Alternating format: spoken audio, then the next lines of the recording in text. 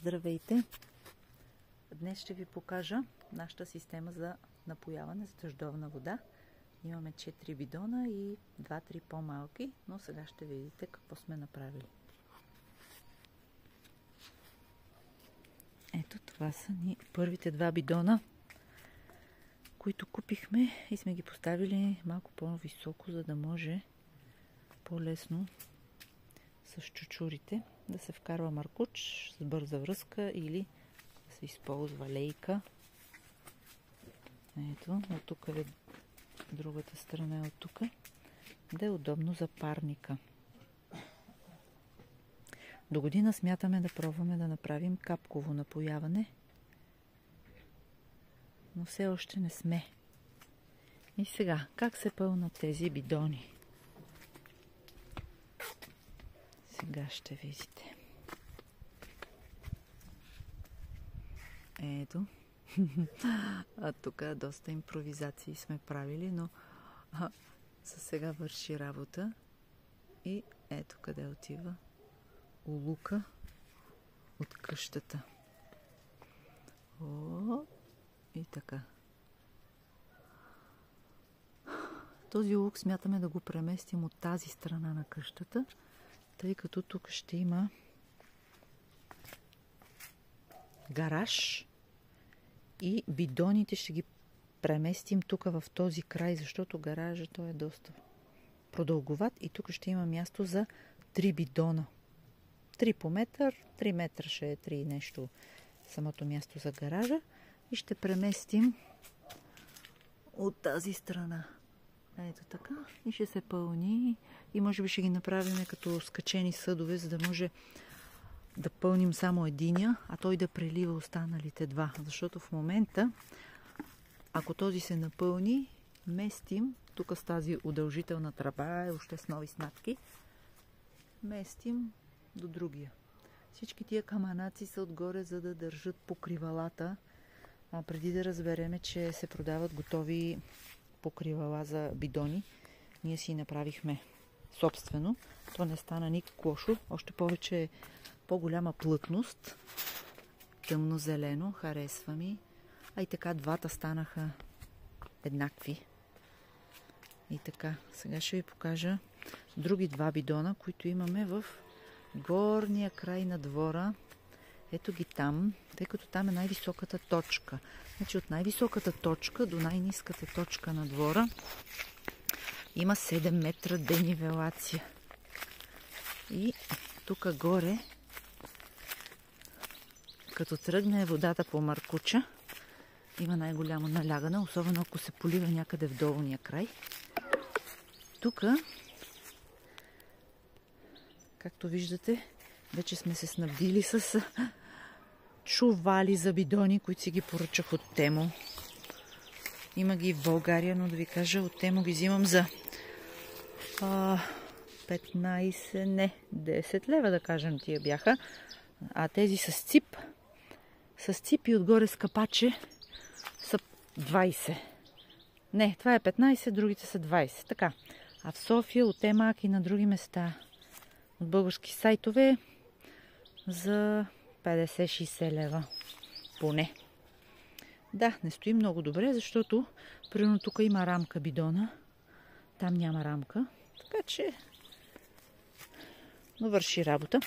И тук вижте каква чудом сме направили. Едва ли е най-добрия вариант, но с тия стъкла, когато вали, да събираме вода, макар че като гледам колко много се е задръстило. Но това е временно решение. Сигурно ще измислим нещо по-добро.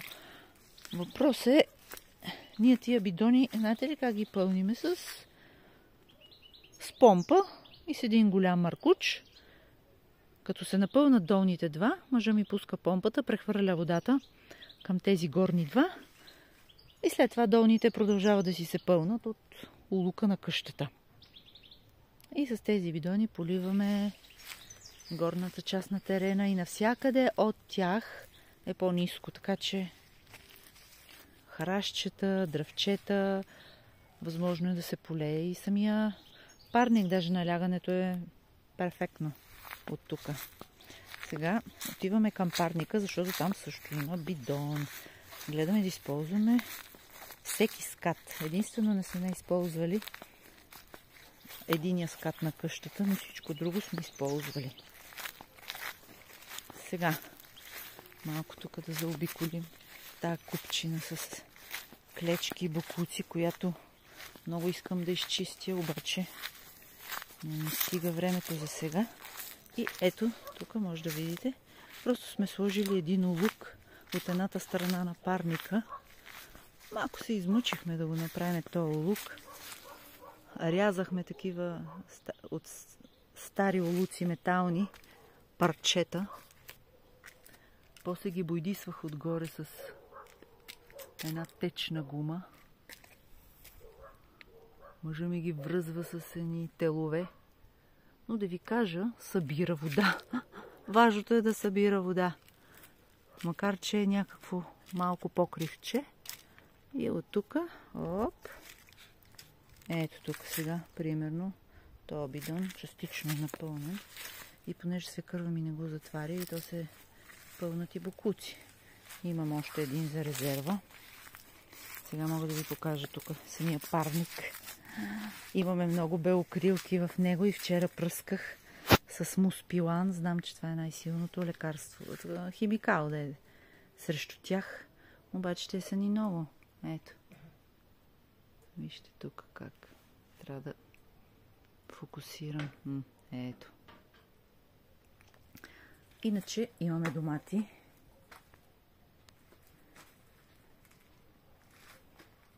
Има доста са вързали. Така че и са различни сортове. Ето. Ще има някакви домати, много ясно. Дори и с белокрилки. Пак смятам, че си струва. Ние не взимахме никакви мерки, докато не станаха твърде много, което си е проблем. По-добре човек на време да се отърве от тях. А сега искам да ви покажа още един бидон. Тук съседа редовно си прави мезета. Ето, пуши. И така, ето това е басейна. И отстрани на басейна, защото има доста голям покрив. И тук също сме направили лук. И ето, събира се вода в бидона. Ето, даже има тук доста. Тук си има и хубаво капаче от една голяма тенджера. Имаме и резервен. Като се напълни единия. И с тия бидони пък поливаме близките. Храстите не толкова, но някои по-малки неща. Цветенца. Как е размазано. Много време е стояло размазано. Заради онзи фокус на белокрилките. И ще приключим с тази прекрасна розичка. Поздрави!